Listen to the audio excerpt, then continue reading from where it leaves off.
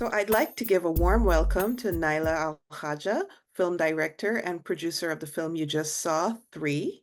My name is Aliyah Khan, and I'm the director of the Global Islamic Studies Center, your host for today. And I'll let you introduce yourself. Hi, I'm Carla Millette. I am a former director of the Global Islamic Studies Center. Again, warm welcome to our guest, Naila. We love your film so much, first of all, and we're so excited to have it premiere in the US here at our film festival, Halaloween in Michigan. So I'm going to start off by asking you what it's like being the first woman director from the UAE. That's why one of the big reasons we're so excited to have you here. What's that like, and why did you want to become a film director? I'm really delighted to join everyone today. Thank you. I wish I was there in person, but I do We appreciate that. I should. know my writer is there somewhere in the crowd. I became a film director by default. I think back in the old days, there weren't women in film, and I started very young, so I wasn't conscious or aware of the decision. So it wasn't like by intention or by design. It just happened. I got my first 8 millimeter film at the age of 12, and then transitioned into making films on Super 16 and 35 millimeter. I mean, I'm 47 almost, so I went through the whole film era until obviously Kodak came and knocked our doors and they sent us like a goodbye gift. That was kind of sad. And then the digital era started, and one thing led to the other. And next thing you know, my country's embracing me as the first female director in the UAE. It has helped so much when it comes to brand alignment, marketing, positioning. So from that perspective, it's been wonderful. From a narrative perspective, it doesn't really mean much. You either make a good film or you Mhm. don't, and you just keep pushing yourself. Mhm. Absolutely. Can you tell us, of course, horror is a genre that's very close to our hearts. Can you Mhm. tell us why you chose horror for this movie, and kind of, what's your vision, what draws you to horror, and what are you trying to say with horror?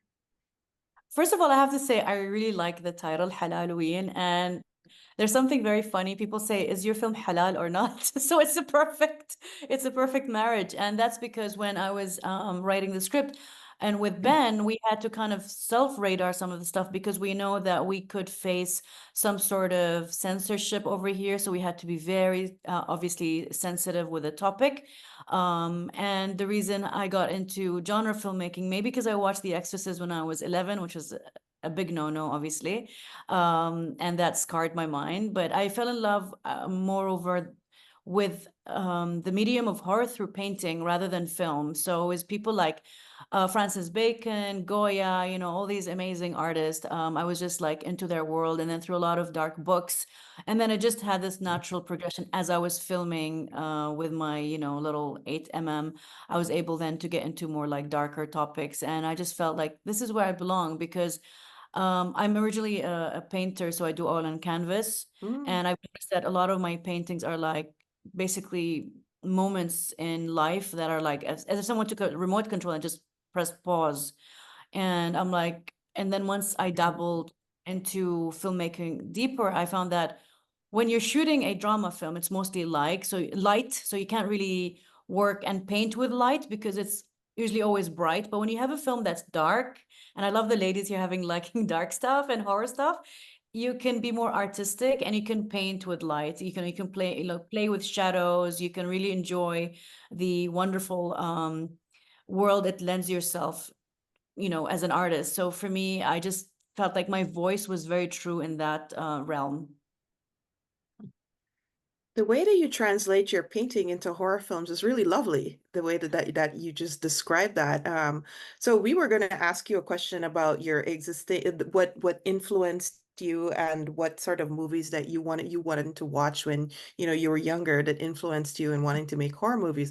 But another question that came up too was whether you have personally had any experiences or supernatural encounters that inspired this film because we thought we heard that you had. Yes, indeed. So this film is based on a true story that one of my family members went through for a year and a half. And I was extremely close to that person. So you remember the scene in the bathroom where the girl is like, that's me, the girl. Yasmin is Oh, basically me. wow. So That's a I went very, through yeah, that's a distressing scene. Yeah. It is. And in real life, it was even worse. But due to obviously child regulations, we shot this in Bangkok. We weren't allowed to film everything that Ben wrote. I'm sorry, Ben. We had restrictions, so I couldn't. And yeah, it was just much worse in real life than what happened, at least for that incident. But I have lived the story. I've lived the character, Mm. and it makes you question because, part of me, I'm like, no, of course he's schizophrenic and this is a mental case issue. But then there were times where there was one time, it's not in the film. I'm kind of regretting not putting that in, but there was a time where it was 4 in the morning and the call to prayer happened and he started like shivering really badly. So he kept saying in Arabic, cold, cold, which is bard, bard. And then we got the blankets and we put him, and he was still shivering and was really feeling really cold. And it was just strange because with the call to prayer, and then his whole body um went into this kind of strange spasm into a lock, like a fetus position, and his head fell out and his eyes rolled back, and it was Oh, really, wow. really scary to watch. But then what happens next is what gave me goosebumps. I still remembered like yesterday. It was quiet, and then he started crying like like a newly born infant, and you can't make that sound up. Like this is a 16-year-old boy, and the sound of the child that was coming out from him was, I still can't explain that to the day.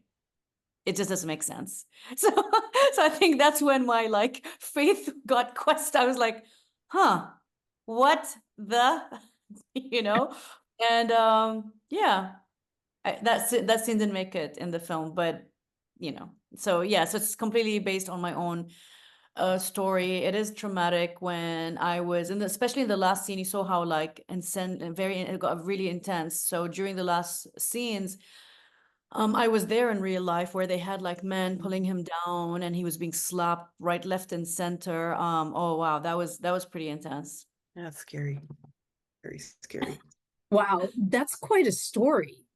Um, yeah, I had no idea there was such a strong kind of autobiographical thread in the movie. There's also some really kind of lovely and careful depictions of society, of the kind of the different kinds of the different nationalities, the places that people come from who are living in Dubai, foreigners living in residence in Dubai. And also a really loving depiction of a household that's a single mother, living with her child. What did you draw on to put together this complex kind of society that we see so carefully depicted in the movie? Dubai is really like famous for its glitz and glamour and everything else, but the actual stories of people that live in Dubai. And whenever you see the name, it's synonymous to these things. And I wanted to juxtapose kind of modern day Dubai with all these like crazy skyscrapers and these big villas, against a ritual that's like really old and still practiced. So if you look at the like what we say, Sheikh Zayed Road is like one of our main highways, and you see left and right, it's all like these massive skyscrapers. And I can tell you, in every like building, there's probably an exorcism happening. So it's just so bizarre, because of the contrast. And I just wanted to depict that. As you see, there's Dr. Mark Hawley, and it was a strategic reason. We're 9%. So the locals, the actual natives, we're 9%. So I'm one of the 9%. So all the rest of the people living in the UAE, the 91%, they're all expats. So there's let's say 90% expats, 10% Emiratis or locals from Dubai. And I wanted to show how we kind of stick to ourselves as a population, the 10%. And we tried to integrate it with everybody else. But when Dr. Holly came, and you could see the spark between him and Miriam, it's really taboo. And she can't take it forward, even though she wants to. And maybe she did, we don't know. We could see the sister being like the traditional sisters, like really pushing back. And she's like, oh man, because even the sister liked him. She's like, only, but he's a foreigner. So it's the whole foreigner expat versus local versus like different ideologies clashing. And even any like me personally growing up in the city, I'm constantly confused because you kind of question your identity. Like you're not a Bedouin, but you live in a very open culture. It's still Muslim, but we have nightclubs. Like it's just the Mickey Mouse on speed. I've never 9% heard is that so description tiny. of Dubai before, but it sounds perfect. Yeah. And 9% is so tiny. That's not even close to half, even half. I want to pick up on the thread that you pointed out on the contrast between what appears to be like the glitz and glamour and the modernization of Dubai with the fact that you just said people are in these towers doing exorcisms. Like the contrast between old and new and the contrast between tradition and, medicine, science, and so on. So how did you think about integrating religion into this film, through the religious leaders, Islamic exorcism, Quranic recitation, and so on? And how does religion, writ large, or Islam specifically, influence your work in general and the specific film itself too? So I come from a very conservative household. Both of my parents are really like religious, and obviously that, it, whether we like it or not, it will have an impact and it will have an imprint. And when I wanted to do research, when I was about to begin, me and Ben, there was a book for Philip Bilal's. I'm sure maybe Philip Bilal, who maybe you've heard of, about the different 45 plus cases of jinn. So it's actually called oh, I forgot now. Islamic Jinn in Islam, something like that. I'll send you the link if any of the students want to read it.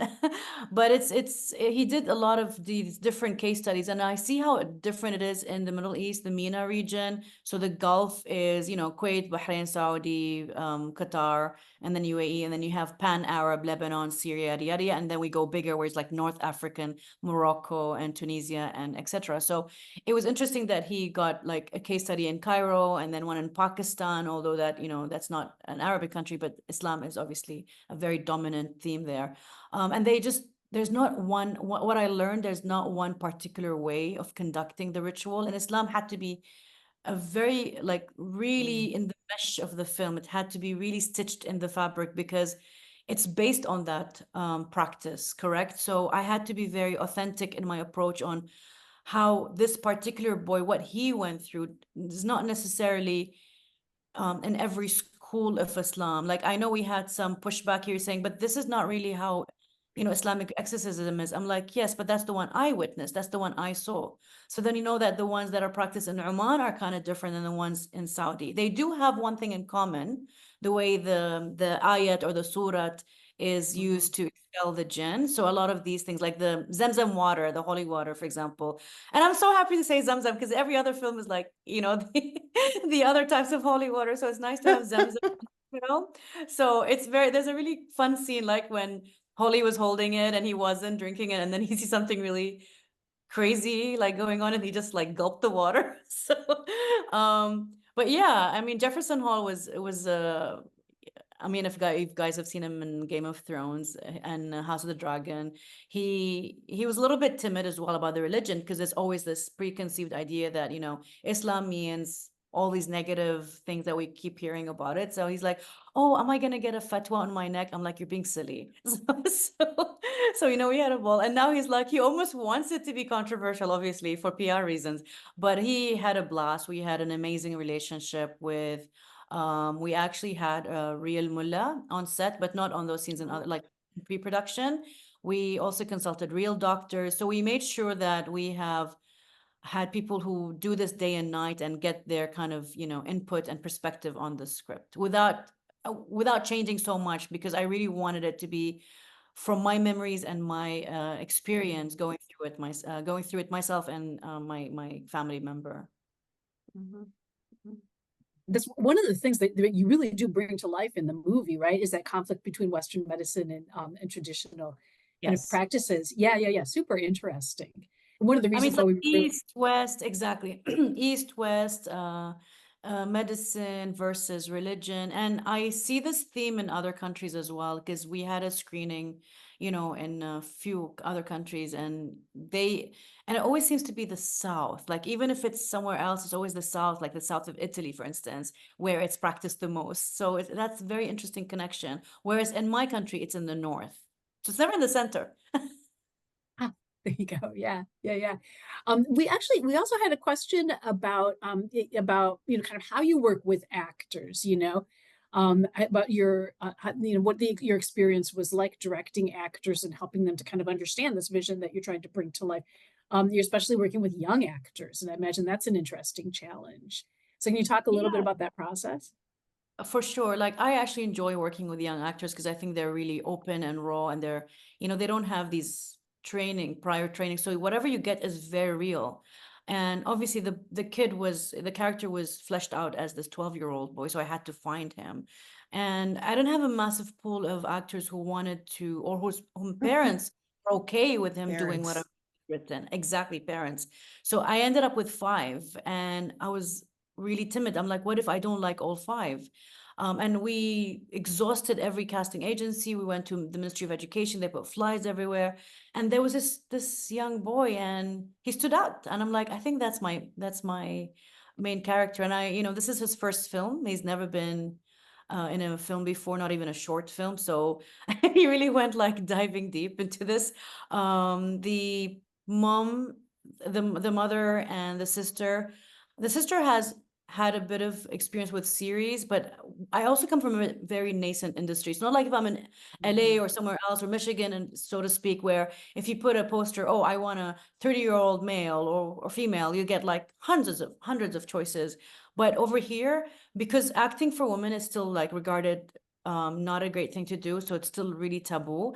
Again, the choices for getting the females and was really excruciatingly painful. And I always tell filmmakers here my advice on how to select actors is street cast, because let's Mm. say we don't have like top-notch casting directors here because they're like, supply and demand. There are not a lot of movies being filmed. So what we do is we just find that person. Like if your character is an arrogant, obnoxious 50-year-old, and then you find that person in real life and, obviously get some training done, but someone who has a bit of talent, but you find that character in real life. Mhm. So picking up on the thread that of the film industry itself being nascent, much less like the horror film industry, we wanted to know, from your position as the first UAE woman director, how does the Middle Eastern horror film genre, or your Middle Eastern horror film genre, the way that you conceptualize it, from the Gulf, from Dubai, and so on, differ from horror films around the rest of the world? Like we often screen lots of films from like Indonesia, from Turkey, from like North Africa, like Tunisia and so on. But how is it different coming from you? Or is it the same? Are there just like lots and lots of similarities across cultures and regions when it comes to Muslim horror? That's a fantastic question because in the UAE, I think the second or third horror film, there were others that looked more, if I can compare them to Indonesian horror, where there's a lot of gore and over the top. Mhm. Whereas there's not enough data. Like if we had 30 different horror films, then we could find a Mhm. denominator. But right now, there's just not enough films to be honest, compare them to movies worldwide in that genre, so to speak.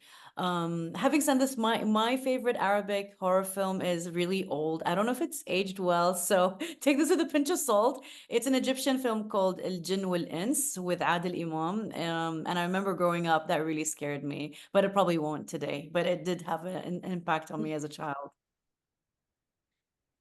Yeah, we've had a lot of fun digging and looking for kind of, horror movies from different parts of the Muslim world.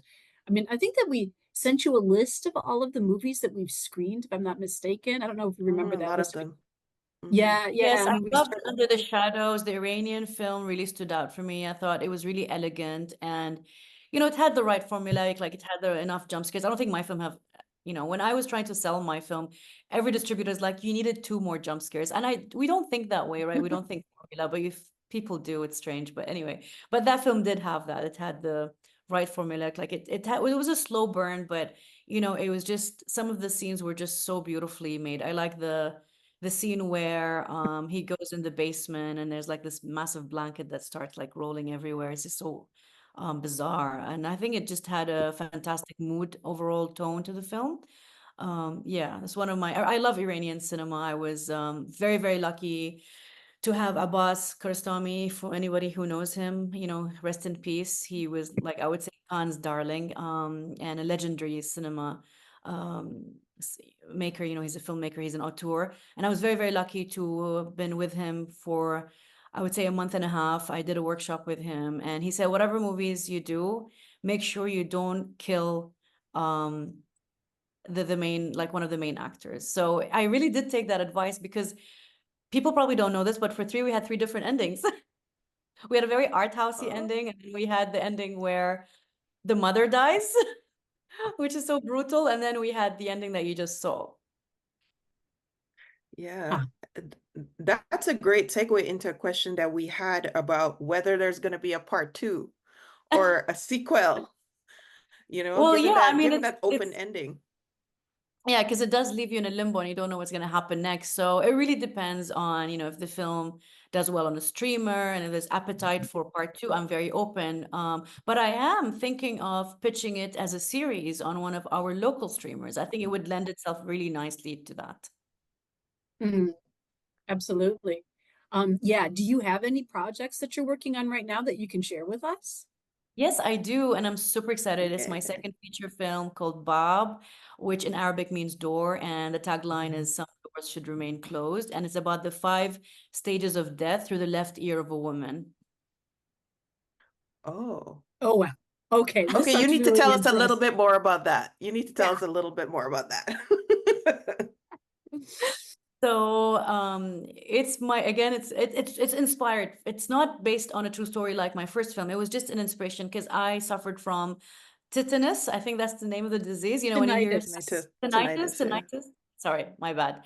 And I had it really bad. Like I had to pump up the TV volume to mute it, or I'd find peace if I'm sleeping. Like at some point I thought I can't live like this. Like this is just so insane. And I went to so many doctors. And during that turmoil, I'm like, what if, and that's how the story began, like, what if I had a character and she had this, and then she's already going through a very tough period, and this just made her act and behave more crazy. Because I think that during that time I did behave, I was like my anything ignited my temper, because I was always in this Mm. weird, like, I heard ocean sounds, machinery, just bizarre sounds. And I the good thing is I took note, and then I started writing Bob. And true story, I actually had the concept written before 3 was even born, as from a script format, from a script point of view, because Ben will be like, no, 3 was first. We thought about 12 years ago. But as a written outline, Bob was written first. And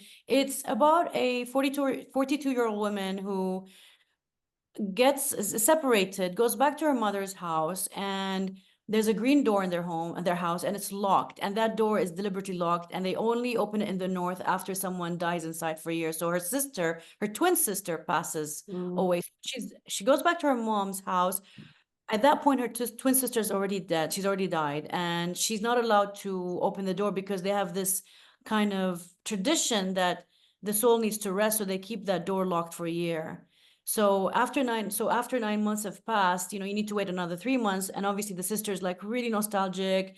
She's curious, like, how can my sister die? Remember, after COVID, there was this whole controversy about people falling left, right, and center with heart attacks, and there's this obviously theory that, it's linked to the COVID or it's linked to something else, whatever that may be. You see younger people like just collapsing, and the mother's like, no, she just had a heart attack. That was it. There was no mystery. No one killed her. But of course, she does what we all know. She opens the green door, and she notices that whenever she's in the room, her ear disease disappears. And whenever she leaves the room, it comes back. So she's like, what's going on? And that's when we start unraveling the secret. So she finds these cassettes, and it unravels the mystery death of her sister. And then it has a really sweet, poignant like ending where it's basically getting it's a different way of looking at it, where when you're dead from the inside, but you try to live because the only person that made sense to you is no longer living. So it's quite sad. Well, so it's kind of horror Wow. adjacent. It's not like It's a Yeah. mainstream horror movie, but you're using kind of the language of horror yeah, movies in it's some ways to. definitely, it's for sure. I mean, I went into a tangent with explaining that because it's like in my head, it's a very visual medium. It's extremely, it's very different than 3. So it has a slower pace. And you're absolutely right, Carla. It does come across as an art house film. Maybe not that type of slow pace, but it is like, let's say Pan's Labyrinth means lobster. It's a bit quirky in that sense.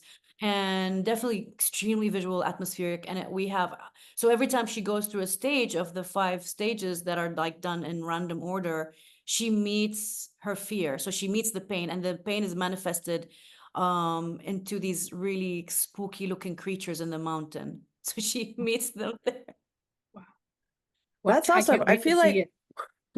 can we reserve Bob in advance of you actually making it for Halloween? It will be actually funny enough. We're shooting in January, so yes, it will be ready for Halloween. Yay. Oh my God, at this rate, I have to make a film every year for you guys. I'm just kidding. Yeah, yeah, totally. We're down. So, Nyla, I wanted to give you a chance to just, did we miss anything important, or is there anything that you would like to add to this conversation, especially for our student viewers? Yeah, I mean, there's always this wonderful and bizarre stories that when you're shooting a horror film, things happen on set that you just can't, you don't understand, like supernatural things. And We here we love go. that. Yeah. Yeah, and there was a scene where the mom and the boy are on the bed. You remember the glass shattering scene? So we've tested that scene many times the night before for safety. We had, the ambulance on standby. We had a nurse. Everybody was like really protected. And because we were in Bangkok, obviously it's humid. So what has happened, I mean, this is kind of like trivia stuff. And the glue, instead of melting in a certain position, it kind of took a different tour. So instead of the glass falling downwards, it projected outwards and it went to the eye of the main actress. Not fun. I don't know why I'm laughing, but it was really Oh scary. no. Like crying and laughing, but it was really bad because she was laughing and crying. I thought she possessed, and she wasn't bleeding, but we had to rush her to the hospital. She had to, her eyes went through what do you call it? Dilation, or when you wash your eyes for 4 straight hours. She was in pain, but what a trooper, because next day we had a day off, thankfully, and then the day after that she felt she was okay, but you can see on set she would blink a lot. So there's a scene where Oh, she's constantly blinking. You know why that was happening to her. Yeah, that was not fun. I don't think, of course, there was any crazy energy going on in the house, but that was one of the things that was just like really unfortunate situation that happened on set. So be careful if you're doing any of these real life special effects, SFX. If you're hoping to become an actor when you're after in a horror college, film. maybe think twice. Yeah. We were lucky Yeah. that we also shot. I mean, I always joke about this. I always say the horror of making this film was 10 times worse than the horror of the film itself, because we shot during COVID, right? It was like right at the end of COVID. And we were with SAG. So if anyone fell sick, we had to shut production for 10 full days. That would have killed the film. And we had a meeting with the investors. We were very honest with them. We're like, do we go ahead? Do we wait till COVID? And we didn't know like if COVID's going to end anytime soon. They're like, you know what, just do it. Thankfully, we were quarantined in a way where we had zones like zone A, zone B, zone C. So zone A would be like your main actors, zone B with production, and then zone C catering, drivers. And in the 24 days, we had one case, and that was a driver. And even then, we were lucky we didn't get it because they had these, they were blocked with a shield and a glass and everything. So just super lucky. And before principal photography started, I had a really severe case of COVID 10 days before filming. So I was immune for the next 40 days. But I couldn't do my normal recce. I did everything like on Zoom. So yeah. Wow. I think just one last question. We have about the reception of the film in Dubai, and whether or how similar that was to the reception abroad, or what's people's feedback been so far. So we had a reception in Saudi, not in Dubai, because the Gulf premiere was at the Red Sea Film Festival. It was insane. They invited 900 people. The auditorium was packed, and the reaction was absolutely fantastic. But Yeah. I felt that the reaction in multiplexes, because it was in the cinemas for 3 months, it's the seventh highest grossing film in my country from like UAE films. So I'm very proud of that. It actually beat Equalizer in sales in the UAE only, obviously. But it's just a little thing, it's a little nugget that you take and be proud of. But you can see that we did also what we call cinema jumping with the main. So we would surprise people. I would go with Saud, the main kid, and he's changed and his voice is really deep. So it looks like he's really possessed now. Because his voice, because he was much younger when we were filming. Yeah. And we would just jump into theater, and the reaction was just so incredible. I mean, the fact that it's an indie film, it lasted 70 days. It was in over like you know, now soon to be 15 countries. It's quite a feat. I would take it as a feat. It is really expensive to make movies, so I take this as a small win, and hopefully now we will get it on a streamer. But when we saw the reaction in another country in East Europe, and where else did we have it? Soon in Turkey, it was the same. For me, the success is when nobody walks away. Like people stayed right at the end and they asked some amazing questions and they were very, very engaging. And they told me how in their culture it's very similar. I don't know if you've noticed, like I don't know if anyone in the crowd noticed, but we had Divya, the housekeeper. She was constantly wearing a cross, and there was a scene Yeah. where in the middle of the mayhem and things are going like mad, and she just like she kisses the cross. And then she does say Jesus, but it was so muted, you don't hear it where else. So I wanted to kind of also bring Christianity in a very subtle way, because it just shows that the UAE is extremely integrated with many, many, many religions, and just the US, like really, you do find it's not like one palette, but you find over 150 nationalities and just many, many religions. So I wanted to kind of bring that through Divya a little bit. I don't think it worked the way I wanted to, but you know, I didn't want to be too in your face, so I think it was subtle, which is fine. Well, it also shows you that, being face to face with a challenge like the apparent possession of somebody who's close to you, it really makes you reach deep into yourself for ways to kind of, respond to that and to fight against it. We all find our strength in, different kind of parts of our culture, right? That was kind of Yeah, the part I think with it. correct. And the one thing that while you were saying it hit me really badly is a lot of the stuff that the boy did, that still remains in my psyche. I couldn't do that in real life because it just didn't translate well. It was actually funny. Like, for example, in real life, it wasn't funny. It was really scary. He had a very guttural, like kind of a humming that came out like a but it was on repeat. And then his tongue would like kind of come out and wiggle, but it was just really, really disturbing. But then when we did it, we tried to do it with the actor. We tried everything, and we're just, we're like, this is going to turn into a silly comedy. So we decided not to do that. I also stayed away from levitation and changing his voice. We just thought, I don't want it to be too gimmicky. I wanted the film to be more embedded in realism. So I don't know if people felt that. Yeah. And Yeah, 'cause regarding for the sure. toes, I mean, that's a big symbol. The idea is it's a curse, so it's more metaphoric than anything. My auntie, so the mother of the kid, like she actually has fused toes. She was born with them.